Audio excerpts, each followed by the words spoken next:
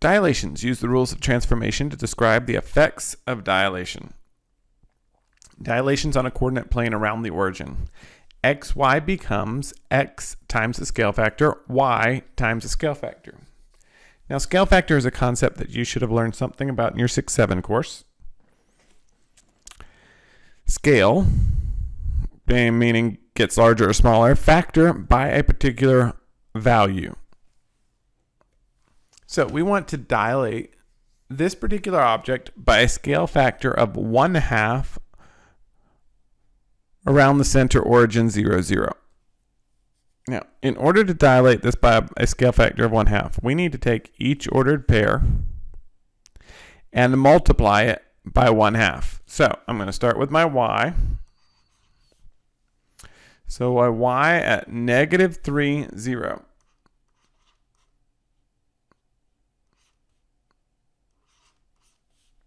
is going to become, actually before I do this, let's write out our rule. xy will become 1/2 x, 1/2 y. This will make it a little bit easier to apply the rule. So our x value is -3. We're going to multiply that by 1/2. That would be -3/2. Our y value is 0. We're going to multiply that by 1/2. So that would be 0. And so our new ordered pair for y prime is going to be -3/2, 0.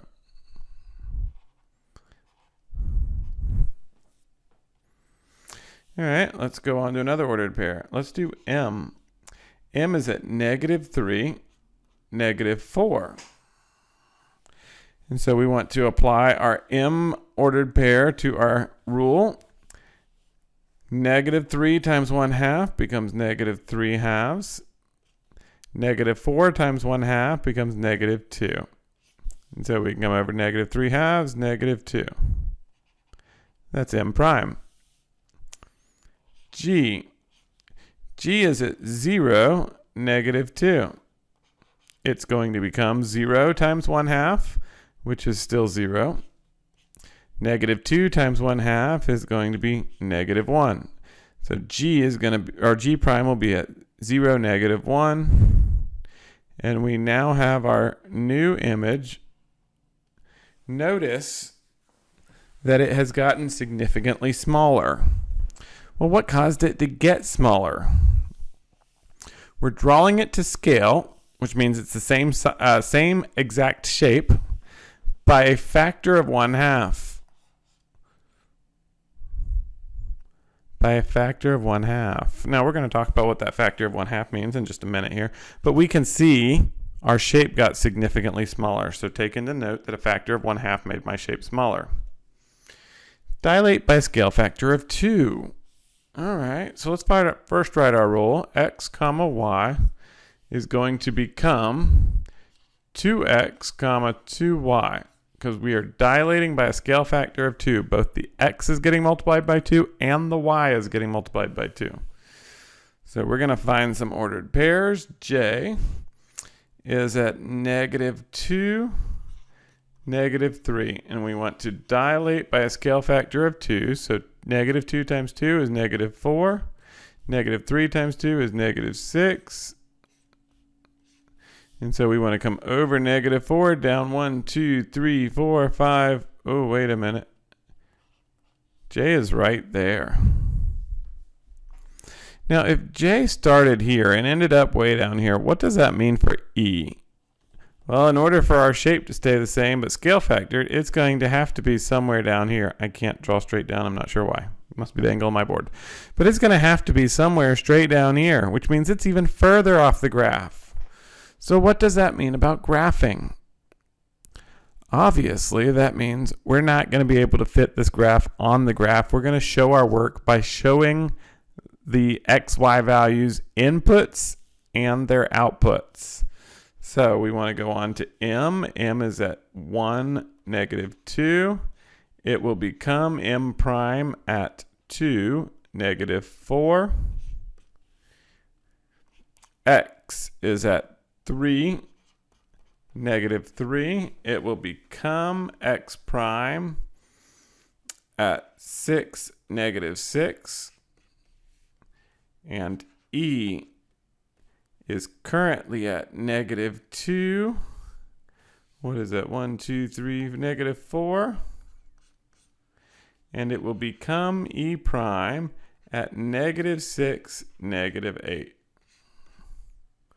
Now the only one of these that has a fighting chance of ending up on here is M at 2, -4, M prime. But if one of them's not going to fit on there, there's no point in graphing the rest. So your answer for this type of problem is going to be your work showing me all of the new ordered pairs for each of the vertices on this particular shape.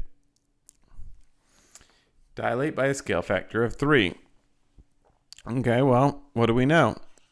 That ordered pair is already touching the edge of the graph. If I multiply it by 3, it's going to be further off the graph. So we just need to know what our ordered pairs are and what the outcome is after the dilation. So let's write our rule. X comma y will become 3x comma 3y. So J is at -1, 2, 3, 4, 5. -2. It's going to become -5 times 3, which is -15. -2 times 3, which is -6. That's our new ordered pair. And certainly that's not going to fit anywhere on this graph. Z is at -4, 0. It will become -12, 0. L is at 0, -3. It will become 0. -3 times 3, -9. Stretches and shrinks. If only the x or y is multiplied, then you are working with a stretch or a shrink. If the x is affected, it is a horizontal either stretch or shrink. If the y is affected, it is a horizontal either stretch or shrink. Now that would look something like this. X comma y becomes, only the x is affected, so maybe something like 2x comma y. Notice that my y value is staying the same. Nothing's happening to it. But my x value is getting multiplied by a scale factor of 2. Now, if only my x's are getting multiplied, that's going to stretch some x's this way. It's going to stretch other x's this way, depending on whether or not they are positive or negative. And so it will stretch my image. If y is affected, x comma y becomes something like x comma 1/2 y. Notice the only thing that's going to change is my y values. So any y values I have up or down are going to shrink in. If the scale factor is between 0 and 1, and this is what we've seen in a number of our images, it will cause an object to shrink.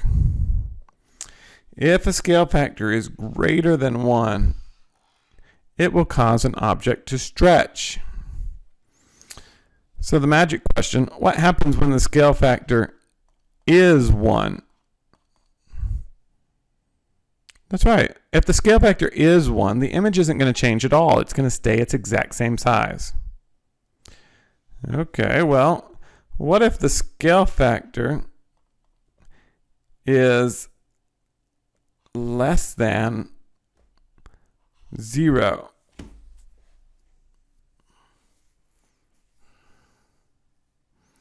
Well, if the scale factor is 0, it's going to change any number to 0, which basically eliminates our object altogether. But less than 0?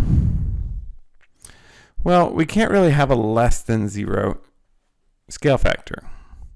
What we get into when we have a less than 0 value, and we're going to talk about this a little bit more next week when we come back from break, is the negative sign is actually going to be part of a different transformation.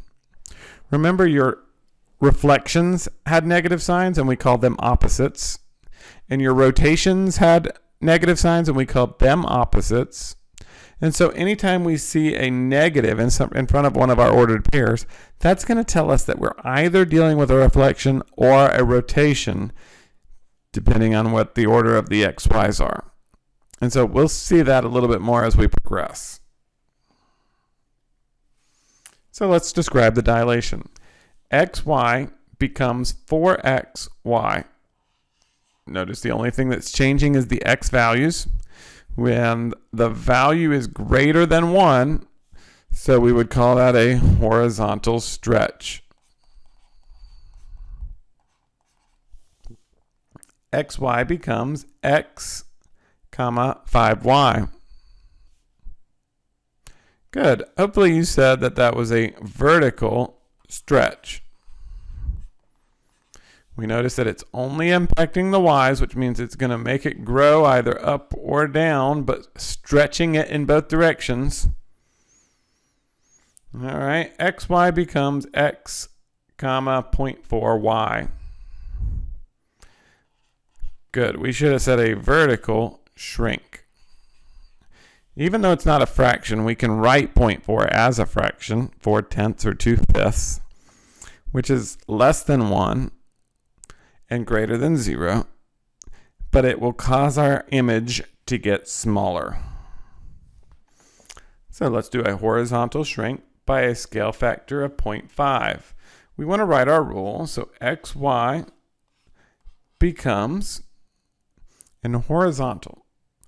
Horizontal is like the horizon, so we're talking about this axis here, moving left to right. That's our x values. And the scale factor given is a 0.5. So we want a 0.5 attached to our x values, and our y's will remain the same. Once we have a rule, it becomes very easy to apply the rule. We just want to find our ordered pairs. So z, j, and l. Z is at -4, 0. J is at -5, -2. L is at 0, -3. And we're going to run each one of these ordered pairs through our rule. Well, we notice with the rule that all of our y values are staying the same. So we could certainly go ahead and keep our y values. It's only our x values that are changing. So -4 times 0.5 or -4 times 1/2. Well, that would be -2. -5 times 1/2. Well, that's going to be -5/2 or -2.5. But since we prefer to deal with fractions as much as possible, we're going to go ahead and do that. 0 times 0.5. Well, 0 times anything is 0. And we have some ordered pairs. So let's graph these. -2, 0. That was our z prime. -5/2, which is -2.5, -2. That was our j prime. And 0, -3.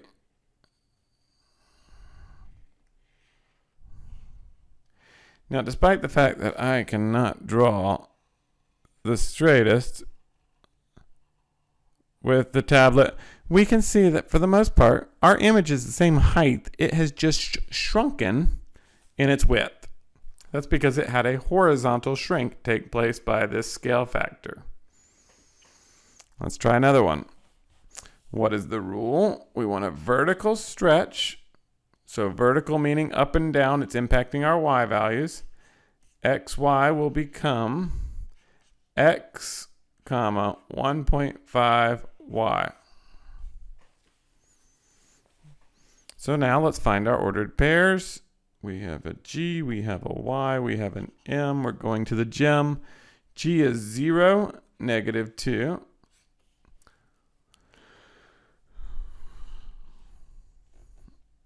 Let's change that to 3/2 because I like using fractions better. Y is -3, 0. And M is -3, -4. So we want to see what each of these will become. Our x's are staying the same. -2 times 3/2. Oh, that would be -3. Our x's are staying the same. 0 times 3/2, that's 0. Our x is staying the same, so 0 times -4. Well, -4 times 3 is -12, divided by 2 is -6. And so we want to graph our new ordered pairs. 0, -3, that's g prime. Y is -3, 0, that's staying right where it is. And m is -3, -6, that comes off the graph. Now the moment it comes off the graph, we can realize we don't have to graph it. We have applied a stretch. All of our work to support our solution is right here. We've got our rule. We are good to go.